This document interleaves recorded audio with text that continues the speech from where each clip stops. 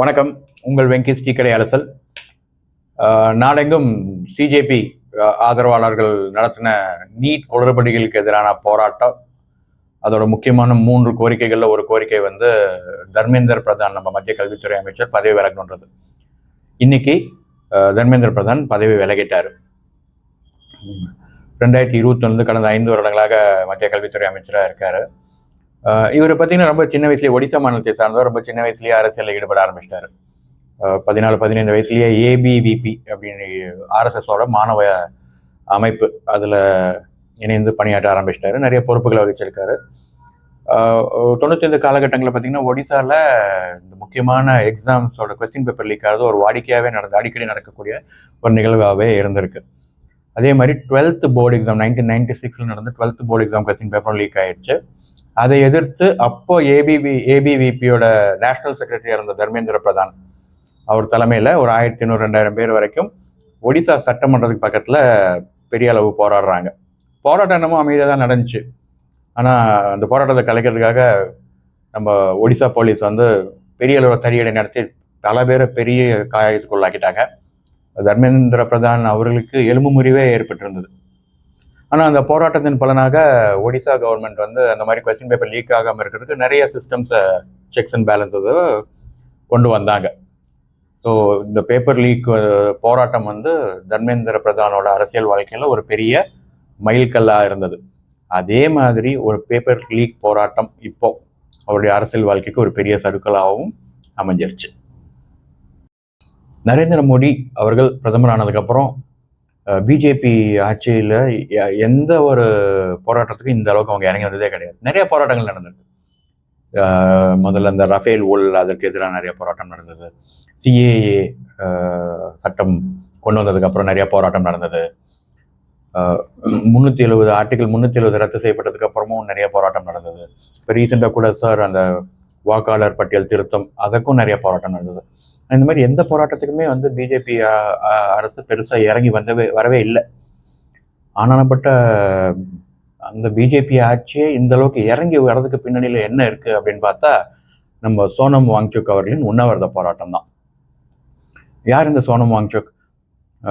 2012 நம்ம சங்கர் சார் இயக்கத்தில் நண்பன்ற ஒரு படம் ரிலீஸ் ஆயிருந்தது. விஜய் சார் நடிச்சிருப்பாரு. விஜய் சார் அதில் வந்து பாரின்ற ஒரு கேரக்டர் பண்ணியிருப்பார் இல்லையா? அந்த பாரின்ற கேரக்டர் வந்து நம்ம சோனம் வாங்சுக் அவர்களின் வாழ்க்கை தழுவல் தான். சோனம் வாங்சுக் வந்து ஒரு இன்ஜினியர், எஜுகேஷனலிஸ்ட், ஒரு சோஷியல் ரிஃபார்மர், சோஷியல் ஆக்டிவிஸ்ட். இந்த மாதிரி பல போராட்டங்களை கையில் எடுத்து பெரிய அளவில் ஜெயிச்சும் காட்டியிருக்காரு. இந்த மாதிரி போராட்டங்களை எடுத்த அரசாங்கங்கள் சும்மா விடுமா? சமீபத்தில் தேசிய பாதுகாப்பு சட்டத்தின் கீழே கூட அவரை கைது செஞ்சாங்க. கிட்டத்தட்ட 6 மாத காலம் ஜெயிலில் கூட இருந்திருக்காரு. ஸோ சோனம் வாங்சுக் வந்து மற்றும் சிஜேபி இந்த போராட்டத்தை வந்து கையில் எடுத்ததுக்கப்புறம் நாடெங்கும் மாணவர்களின் ஆதரவு பெரிய அளவில் குவிய ஆரம்பிச்சது. தமிழ்நாட்டில் கூட நிறைய இடங்களில் போராட்டம் நடந்தது. ஆனால் தமிழ்நாட்டில் நடக்கிற போராட்டத்துக்கும் சோனம் வாங்சுக் மற்றும் சிஜேபி அவர்களின் போராட்டத்துக்கும் சில வேறுபாடுகள் இருக்கு.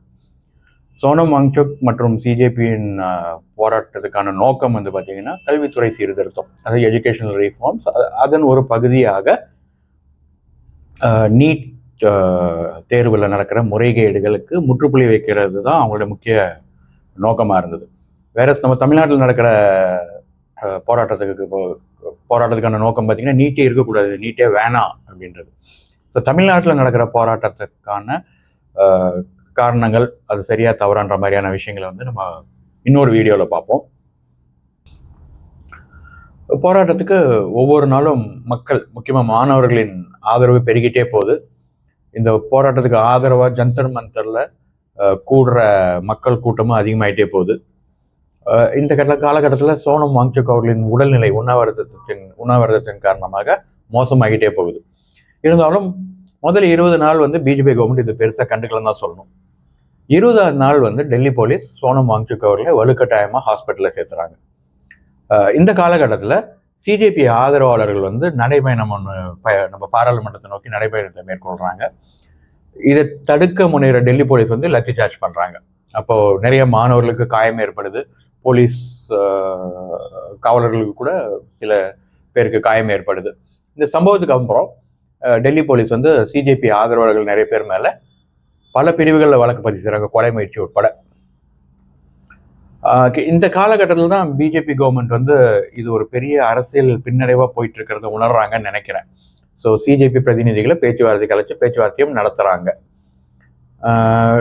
இந்த பேச்சுவார்த்தையில் சிஜேபி சார்பில் 3 முக்கிய கோரிக்கைகள் வைக்கப்படுது.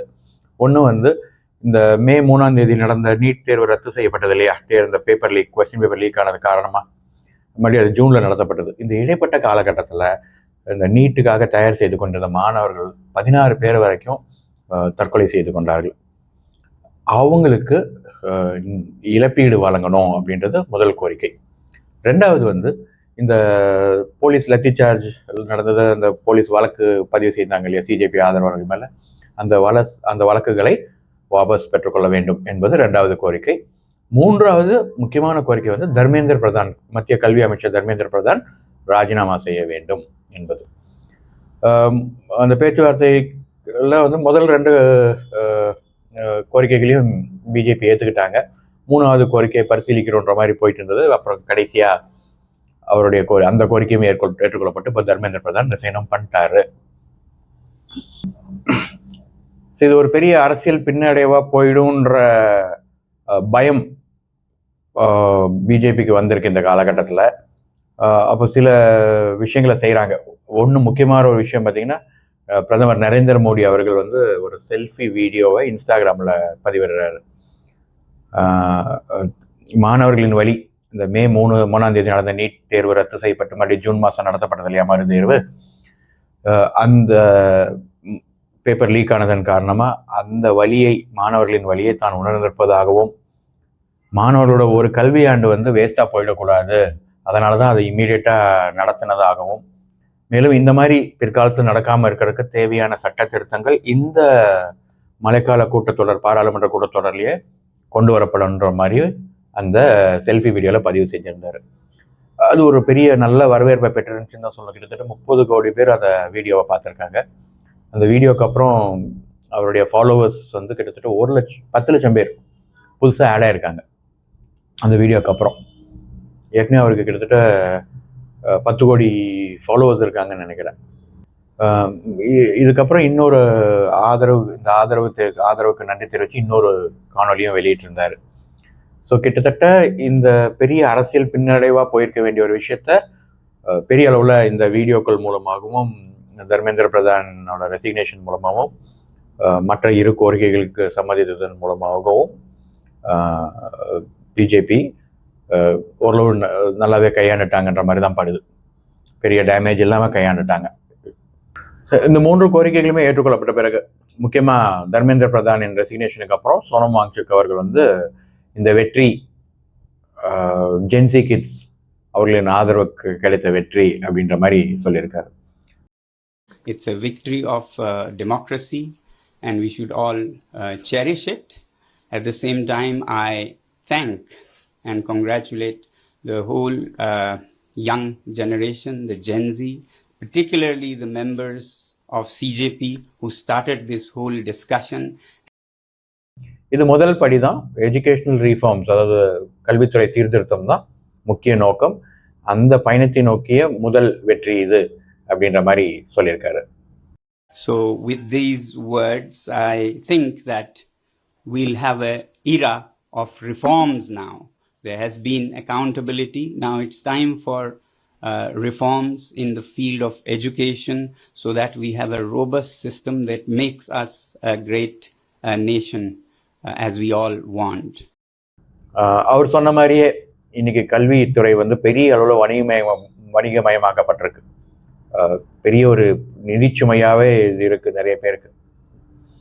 அது மட்டும் இல்லை, சுவையாக இருக்க வேண்டிய கல்வி நம்ம குழந்தைங்களுக்கு ஒரு சுமையாக போயிடுச்சு. ஸோ இந்த கல்வித்துறை சீர்திருத்தம் தான் இதுக்கு ஒரே தீர்வு. அதை நோக்கிய பயணத்தில் இது முதல் வெற்றியாக இருக்கட்டும். ஸ்டேட் கவர்மெண்ட்டும் சரி, சென்ட்ரல் கவர்மெண்ட்டும் சரி, இந்த போராட்டத்துக்கு கிடைத்த ஆதரவை மனசில் வச்சுக்கிட்டு இன்னும் வரப்போகிற காலங்களில் கல்வித்துறை சீர்திருத்தத்தை பெரிய அளவில் கையில் எடுத்து அதற்கான சட்டங்களை ஏற்றுவார்கள் என்று நம்புவோம். நன்றி, வணக்கம்.